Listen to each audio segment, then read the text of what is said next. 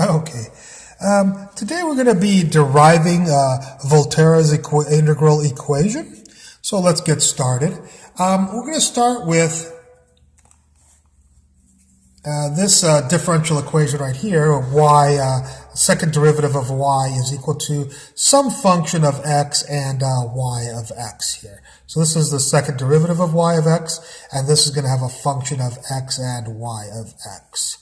What we'll do is we'll integrate both sides, and the integral of the second derivative, of course, is the first derivative. And the integral of this, we'll have to introduce dummy variable to do this. And that'll be so we'll stick a u in here and a u in here. So we'll get our dummy variable function here, du, from 0 to x. So of course, when we do this integral, we'll get a function of x, which is what we need to get from here. And so the integral of this is this, plus some constant right there. And of course, we're solving for y, so we'll have to take the integral again. Just like we did here, we took the integral of this to get this. We're going to take the integral of this to get this. So the integral of the first derivative is just y. The thing, though, is that when you take the integral of an integral, of course, you get a double integral. So we're going to have to introduce another dummy variable. And so we'll have to go from 0 to v. This will remain the same. That dummy variable function here is fine. And so we'll go from 0 to v, u equals 0 to u equals v of this du. And then we'll go v goes from 0 to x. So when you do this first integral, you'll get a function of v. And then when you do the second integral, you'll get a function of x, which is what we need. Okay? So that's how we take a second integral of a first integral of a dummy function. Okie dokie. The integral of c1, of course, is c1x, and then plus a second constant, c2. Okie dokie. Now what we're going to do is we're going to reverse the order of integration here. So we're going to make an axes be v and u. V is like the x and u is like the y. So our original integration went from u equals 0 to u equals v, the line u equals v, or y equals x like, you know. So that was our first integral right here. And then we scanned that from 0 to x right here. 0 to x. So this was our region in our first integral. Well, notice the differential will go up and down here. When we reverse the order, we'll need the differential to go across here. So notice that this time, instead of du dv, we're going to have dv du. So we will flip the integration variables right there. Nothing will happen to the function inside, and nothing will happen to these two things right here. But these limits are going to change.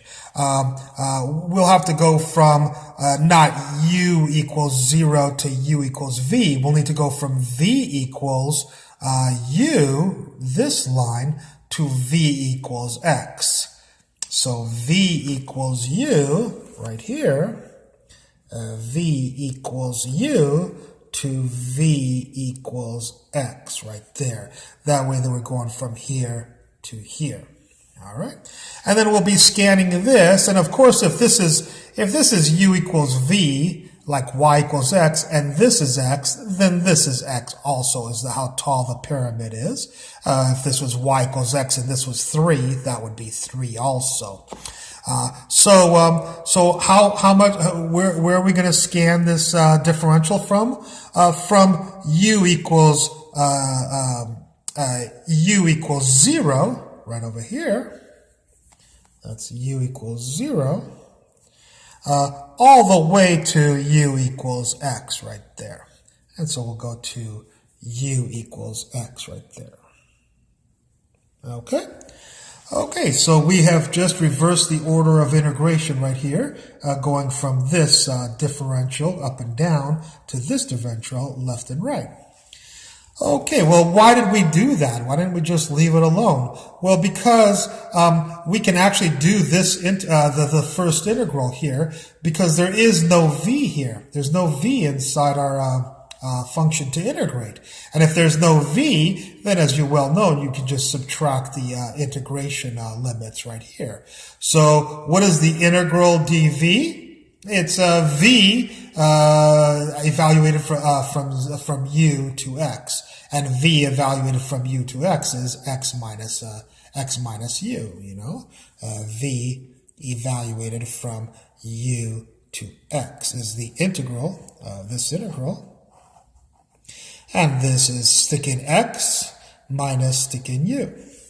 So notice we don't have a double integral again, whereas we couldn't do the integral here. We could not evaluate the u integral because there's u things in here. Here we could evaluate the v integral here because there's no v inside the integral. So that's why we had to reverse the order of integration, and we get this, and this is called Volterra's integral equation right here, which people have solved for hundreds of years.